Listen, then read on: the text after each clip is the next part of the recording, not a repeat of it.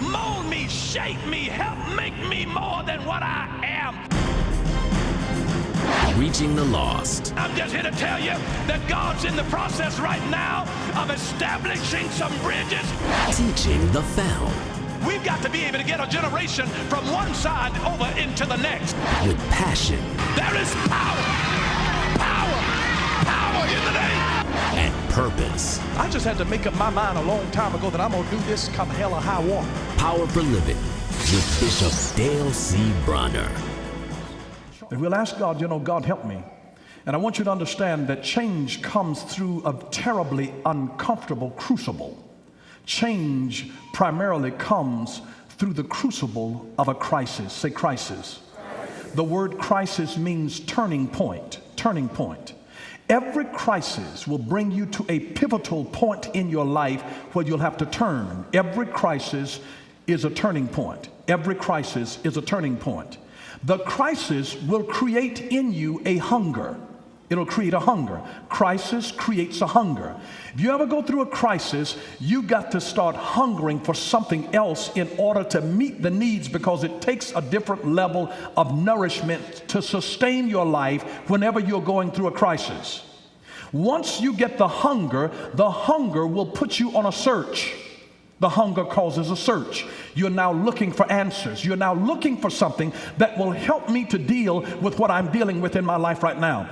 This crisis might be a relationship crisis. It might be a financial crisis. It may be a health crisis. It could be a crisis of stuff that's happening in your own mind. It could be an identity crisis. It could be a crisis of you're wondering, why am I even here on the earth?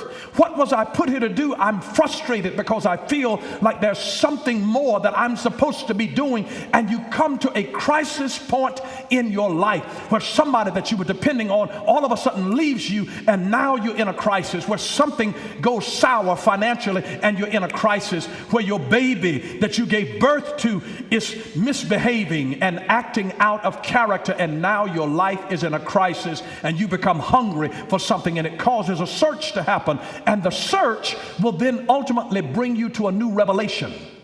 This new revelation will then bring you into a new realization, because every bona fide revelation creates a revolution.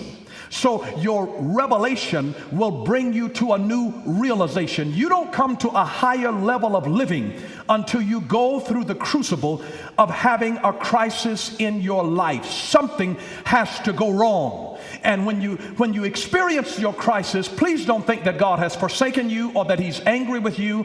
God is not concerned about your comfort and your convenience. God is concerned about your development. When you come, Albert Einstein taught us this principle, that you cannot solve a problem on the same level upon which it is entered. When you have a problem introduced into your life and you work through all of the ramifications of that problem, when you come out of that problem, maturity has happened. You mature. You're at a different level of authority, a different level of knowledge, and a different level of responsibility. You do not exit a problem on the same level in which you came in. I don't care whether it's a marital problem, a financial problem, a health problem. When you go through a crisis, something matures in you. God is concerned about your maturity, bringing you up to a different level, a higher level of understanding. The greater your level of understanding and the greater your maturity, the more you get out of life. When you mature, you don't become so aggravated over little petty stuff, trifling stuff, because you realize life is too short for me to waste time arguing over this little difference that we're having. You better realize we only have so much time here. Teach us, Lord, to number our days that we might apply our hearts to wisdom.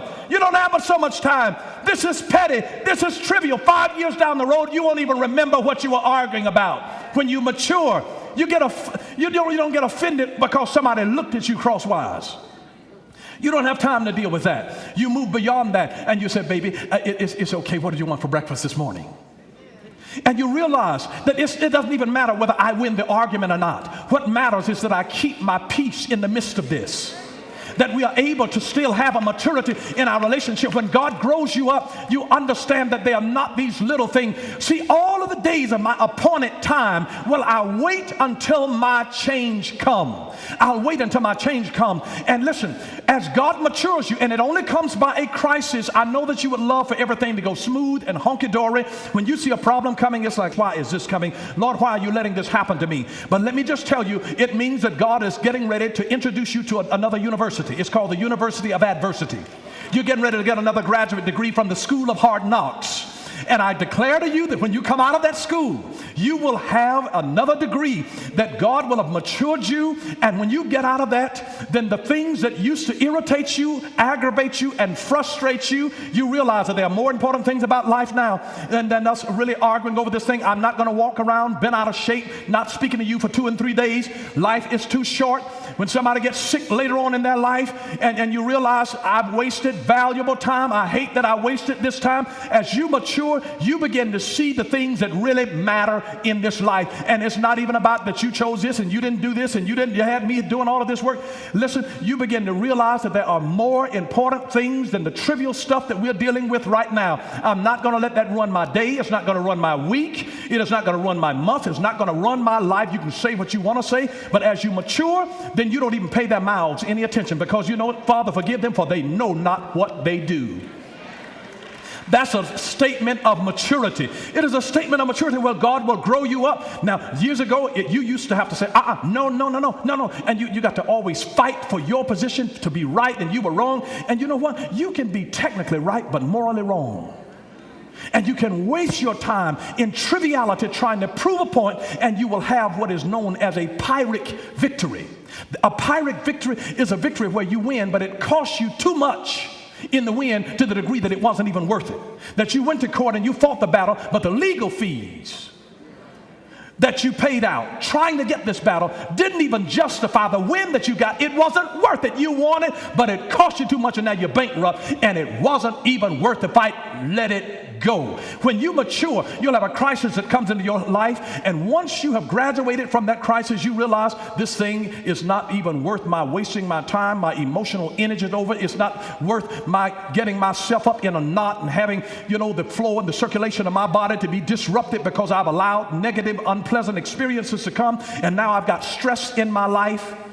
Right now, stress is necessary for a certain amount of change. You cannot live your life without stress. You cannot live your life without stress, because every time that you have a crisis, you will experience a certain level of stress. And this breakdown will happen for 2 reasons in stress: either because of too little change or because of too much change. If things are not happening for you where you're getting enough change rapidly enough, you can become overstressed. And then if you're getting too many different changes happening at one time within a short period of time, if it's too much change too rapidly, it causes too much stress in the life. So either way, you can get into trouble by too little change or too much change. Job has found a balance in life. His body was sick, and he's got boils all on his body. He's so uncomfortable that he's wishing for death. And now he says, all of the days of my appointed time. Say appointed. Appointed, it's just like an appointment. That means it has a set time. Everything that comes to you in your life, it actually has a set time. Every aggravation has a set time. Every frustration has a set time. Every disappointment has a set time. It can only last so long. Your pain can only last so long before you get used to it. It'll never last forever. The good news is that every crisis has a death date the moment that it is born into your life. It has a death date already assigned to it, that this will live for this period of time and then it will die. I know that you feel when you're going through it that this thing will never end. Will this nightmare ever end in my life? When is my season going to come? When is my ship going to come in? Listen, every problem has a death date on it. Are you listening? Every problem has a death date already assigned to it. It can only aggravate you for so long before then God says it's the appointed time now. Job said, all of the days of my appointed time. I've got to do hard service in here. God has appointed me to do this for this season. It is only for a season. Every season comes to an end. It has a death date. Your trouble will not last. You will not always have a problem with their mouth.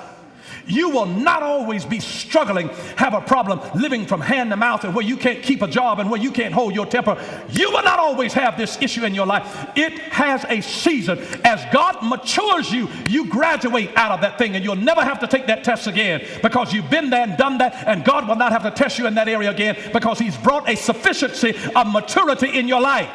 When he has matured you, you realize it doesn't matter about how you feel about how I feel about you. I need to have a relationship with my grandchildren. Come on, baby, get grandmama a kiss. And it doesn't matter. You have to mature beyond some things. Even when you got a difference with the mama and the daddy, you can say, listen, this is about my grandbaby. Here, come on, baby. And you realize what's the real important thing in your life.